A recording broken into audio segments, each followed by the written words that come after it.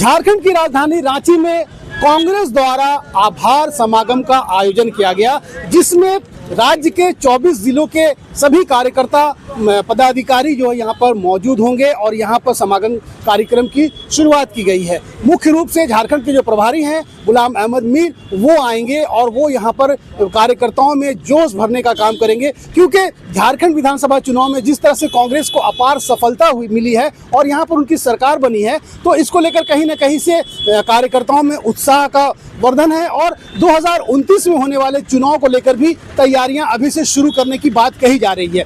ऐसे में झारखंड के सभी पदाधिकारी कांग्रेस के, खास करके जो मंत्री है यहाँ की दीपिका पांडे, उसके बाद में इरफान अंसारी और कांग्रेस के वरिष्ठ नेता साथ ही साथ प्रदीप यादव, बंधु तिर्की और जो यहाँ झारखंड के अध्यक्ष है केशव महतो कमलेश, ये सारे लोगों का आगमन यहाँ पर हो चुका है और ये लोग कार्यकर्ताओं के बीच में जोश भरने का काम करेंगे, क्योंकि अभी जो संसद में राहुल गांधी के खिलाफ जो मामला चल रहा है तो कहीं ना कहीं से ये आक्रोश है और इस आक्रोश को जो है अब ये अपने कार्यकर्ताओं में जोश भरने का काम करेगा। तो चलिए हम आपको सीधे समागम जहां पर किया जा रहा है उस जगह पर लिए चलते हैं और यहां पर जो है आपको एक बार फिर से बता दें कि राज्य के सभी 24 जिलों के जो कांग्रेस कार्यकर्ता हैं, पदाधिकारी हैं, वो यहाँ पर मौजूद होंगे और यहाँ के जो बड़े बड़े नेता हैं और झारखंड सरकार के मंत्री हैं वो भी यहाँ पर पहुँच चुके हैं। क्या कुछ होना है आपको सीधे उस हॉल में लिए चलते हैं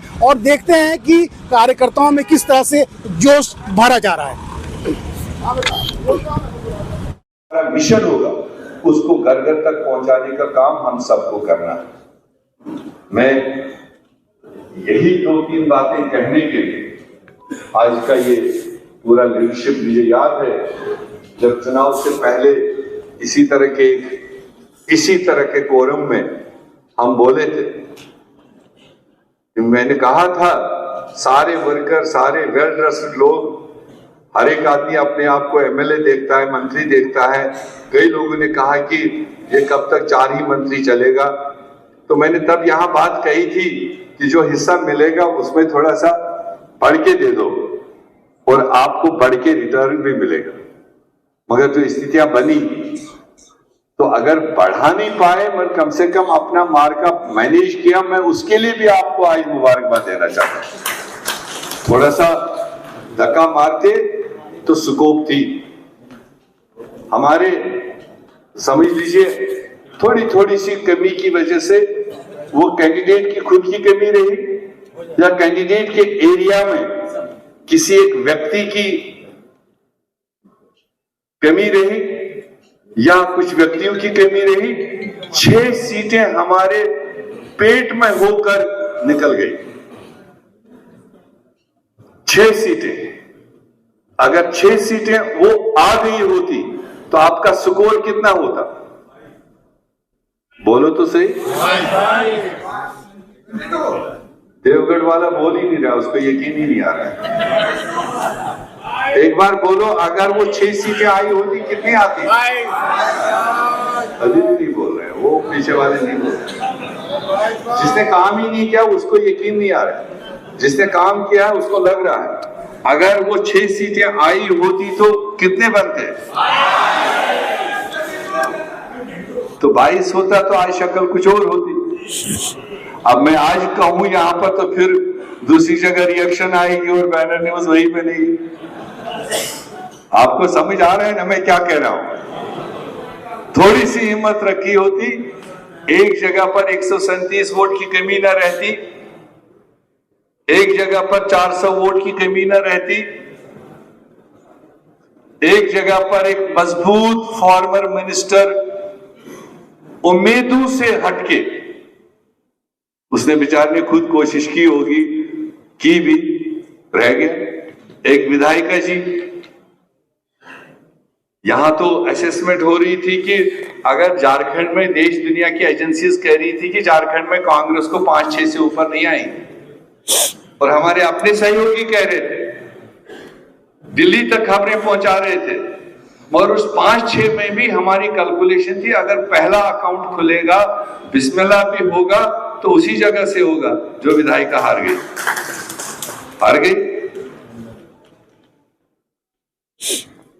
अगर निकल गई होती, एक मच अवेटेड डाल्टनगंज निकल गई होती, जमशेदपुर वेस्ट मिस ना होता, बड़का गांव मिस ना होता, हटिया में कैंडिडेट या कैंडिडेट को सहयोग करने वाले कैंडिडेट बहुत थे वहां।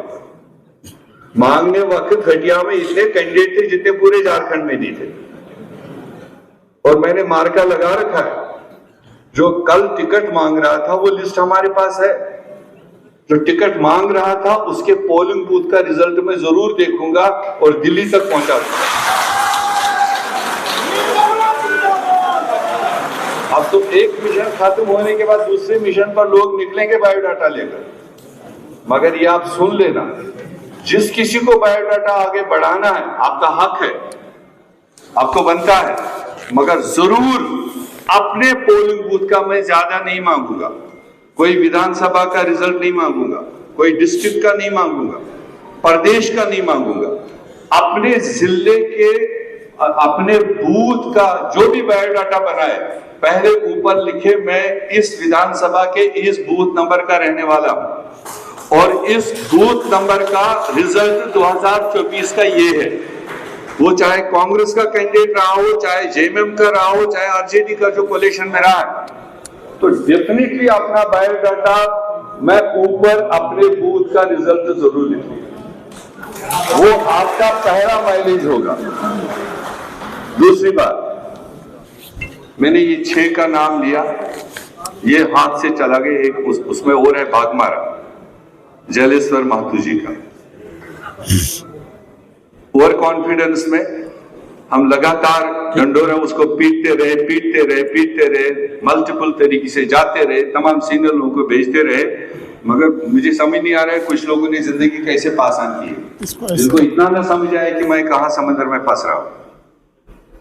और मैं आज के इस ओकेजन में उन साथियों को ज्यादा मुबारकबाद देना चाहूंगा जो किसी वजह से रिबेल कैंडिडेट के तौर पर खड़े हुए थे।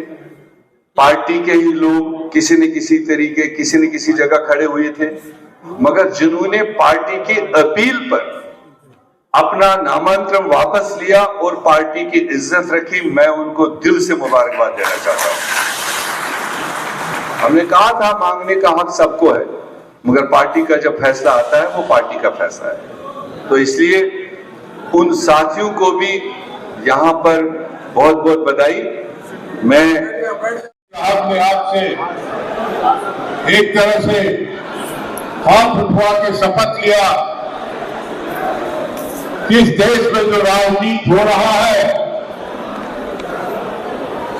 इस देश का करीब 12 होम मिनिस्टर है अमित शाह, क्या उससे इस्तीफा मांग करेंगे? आपने बड़े जोरदार तरीके से कहा हाँ। अभी बधाई का सब पूरा भी नहीं हुआ है और आपको भूख लग गई। ये बड़ा ही अनफॉर्चुनेट है साथी। मैं जानता हूं इस विधानसभा के चुनाव में कोई दूसरा पार्टी किसी को मदद किया हो या नहीं, लेकिन कांग्रेसी कार्यकर्ता आंख बंद करके रिलायंस के उम्मीदवार के लिए भी काम किया है। उसका उदाहरण है हमारे पार्लियामेंट क्षेत्र में ईचागढ़ भी जीते और हम सिल्ली भी जीते। लेकिन जो चुनौती है दोस्तों, कांग्रेस पार्टी के कार्यकर्ता को आपका क्षेत्रीय दायित्व के साथ साथ राष्ट्रीय दायित्व भी रहा है। देश की राजनीति को दिशा देने का काम भी कांग्रेस पार्टी के कार्यकर्ताओं का रहा है। एक ऐसा नेता राहुल गांधी जिसने अपनी मेमोरी गंवाई और जिसपे केस हुआ, झूठा केस, घटना झूठा, जिसके साथ घटना हुई, अब वही कह रहा है कि वो तो आगे से पीछे से धक्का लगा। उस पर 302 का मुकदमा, हत्या का मुकदमा छोड़ के सारे दफा लगा दिए गए। आपको उस नेता के आह्वान को लड़ना है, उस नेता के आह्वान पे चलना है। अगर इतना भी पेशेंस नहीं होगा, खाली व्हाट्सएप में फोटो खिंचवाने वाला आंदोलन से मोदी जैसा तानाशाह उसमें कहीं न बोल रहा है, कहीं रहा है कि मोदी के हर कारनामे एक खुदा तानाशाह का कारनामा है। एक सेटर है और दूसरा शूटर है। इस तरह के लोगों के हाथ में देश चला गया है। ये हम ही और आपको इस लड़ाई को लड़ना है, हम ही को लड़ना होगा। देश का लक्ष्मण रेखा सोनिया गांधी, इंदिरा गांधी से लेकर के राजीव गांधी से लेकर के किसी ने पार नहीं किया। यही एक परिवार है जो देश की राष्ट्रीय परंपरा, राष्ट्रीय प्रभुता की रक्षा के लिए शहीद होते रहे। आज राहुल गांधी एक दिन में 5 बार 5 थाने में गिरफ्तारी दिया था, वो तारीख हमें याद है। और उस दिन से ही दिल्ली में इस आदमी के प्रति एक ऐसी श्रद्धा है। इस देश में बहुत दिनों के बाद राजनीतिक भाषा बोलने वाला नहीं, बल्कि मूल रूप से एक संघर्ष करने वाला व्यक्ति। आप सभी लोगों से आग्रह होगा कि जो संविधान की बातें आज गांव में हम सिर्फ कुछ बुनियादी बातों पर ही हम बात चलते, लेकिन आज रात के बदलते राजनीतिक परिवेश में हम भारत की संविधान के प्रति भी गांव के लोगों को, प्रखंड के लोगों को, पंचायत के लोगों को हमें बताना होगा। साथ साथ में यहाँ CNT एक्ट है, कस्टमरी लॉ है, यहाँ पर 5th शेड्यूल है और भी अन्य जो संविधान के द्वारा प्रदत्त उन दबे पिछड़े आदिवासी दलित लोगों का जो अधिकार है, उस अधिकार को हमको लोगों के बीच में अपने सम्मेलन के माध्यम से, कई कार्यक्रम के माध्यम से हम लोगों को बताने की जरूरत है। साथ साथ जो हाल के दिनों में जो इतनी बड़ी घटना घटी है पार्लियामेंट में और हमारे नेता आदरणीय राहुल गांधी जी को, और यहाँ पर जिस तरह से उनके साथ जिस बातों को उठाया जा रहा है, ऐसी बातों को हमको बताना होगा। हमको ये भी बताना होगा कि हम राष्ट्रपिता महात्मा गांधी के विचारधारा से हम चलने वाले कांग्रेस पार्टी के लोग हैं। हम नाथूराम गोडसे का विचारधारा भारतीय जनता पार्टी के लोगों के साथ में उनके विषय के बारे में बताने की जरूरत है। साथ में मैं कहना चाहूंगा, आप झारखंड में डर और लाज का राजनीति मत करो। आपको भारतीय जनता पार्टी के वैसा नेता जो हमारे नेता के खिलाफ उगलने का काम करते हैं, ऐसे नेता को सीधे जवाब देने का आपको जरूरत है।